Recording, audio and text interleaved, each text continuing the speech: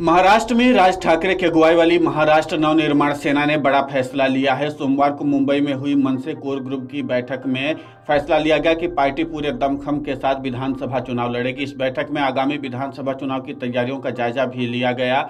विधानसभा चुनाव को देखते हुए पार्टी राज्य की सभी 288 विधानसभा सीटों पर खुद एक सर्वे करा रही है। जानकारी के मुताबिक अब तक 89 सीटों पर सर्वे का काम पूरा भी हो चुका है। अब इन सीटों के लिए संभावित उम्मीदवारों के नाम को शॉर्टलिस्ट किया जा रहा है। इसके साथ साथ महायुति के साथ गठबंधन करना है या नहीं, इस पर भी हाईकमान विचार विमर्श कर रहा है। जुलाई महीने से पार्टी के मुखिया राज ठाकरे महाराष्ट्र के दौरे की शुरुआत भी करेंगे।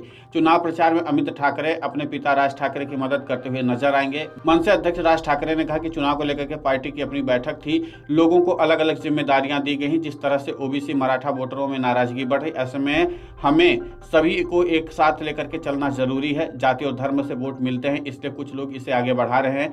जाति धर्म के आधार पर वोटों का बंटवारा होता है। कई जगह तो मैंने देखा है कि स्कूल के बच्चे भी अब जाति और धर्म की बात करने लगे हैं। मनसे प्रमुख ने दावा किया कि राज्य में जाति और धर्म के नाम पर जहर फैलाया जा रहा है। कुछ लोगों को इसका फायदा भी हुआ। उत्तर प्रदेश और बिहार जैसी घटना राज्य में होने लगी है। यहाँ भी जाति के नाम पर खून खराबा होने लगा। चुनाव प्रचार के लिए मैं जुलाई से राज्य का दौरा करूंगा।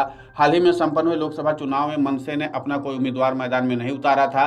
चुनाव में राज ठाकरे ने बीजेपी को बिना किसी शर्त के साथ समर्थन देने का ऐलान किया था। महाराष्ट्र में बीजेपी की जो महायुति का हिस्सा है, महायुति में बीजेपी, शिंदे गुट की शिवसेना और अजित पवार गुट की एनसीपी शामिल है। लोकसभा चुनाव में तीनों ही दल कोई खास कमाल नहीं कर पाए। बीजेपी का प्रदर्शन भी निराशाजनक रहा। ऐसे में अब देखना है कि आगामी महाराष्ट्र विधानसभा चुनाव में राज ठाकरे की मन से कुछ कमाल कर पाती है या नहीं। फिलहाल महाराष्ट्र में एक तरफ महायुति तो दूसरी तरफ महाविकास अघाड़ी है। महाविकास अघाड़ी में कांग्रेस, शरद पवार की एनसीपी और उद्धव ठाकरे गुट की शिवसेना शामिल है। लोकसभा चुनाव में महाराष्ट्र में महायुति को शिकस्त मिलने के बाद अब गठबंधन ने विधानसभा चुनाव की तैयारी शुरू कर दी। सूत्रों का कहना है कि महायुति की पार्टियों के बीच चुनाव लड़ने के लिए सीटों के बंटवारे को लेकर के प्राथमिक स्तर पर चर्चा हुई है। बीजेपी महागठबंधन में सबसे ज्यादा सीटों पर चुनाव लड़ने की तैयारी में है। सूत्रों के मुताबिक बीजेपी राज्य की 288 सीटों में से 155 सीटों पर चुनाव लड़ने की तैयारी कर रही है। क्या बीजेपी के इस फैसले से शिंदे गुट की शिवसेना और अजित पवार गुट की एनसीपी सहमत होगी, ये भविष्य में साफ होगा। लेकिन अभी से ही सीटों को लेकर के पार्टियों के बीच दावेदारी शुरू हो गई है। सूत्रों के मुताबिक महागठबंधन में शुरुआती चर्चा के मुताबिक बीजेपी ने सबसे ज्यादा सीटों पर दावा किया है। वहीं सूत्रों के मुताबिक बीजेपी आगामी विधानसभा चुनाव में 155 सीटों पर चुनाव लड़ने जा रही है। मुख्यमंत्री एकनाथ शिंदे के नेतृत्व वाली शिवसेना 60 से 65 सीटों पर अपने उम्मीदवार उतारेगी। अजित पवार की पार्टी एनसीपी के लिए 50 से 55 सीटें छोड़ने पर भी विचार किया जा रहा है। चर्चा की महागठबंधन 3 सहयोगी दलों के लिए 15 सीटें छोड़ी जाएंगी। Video desk amarujala.com।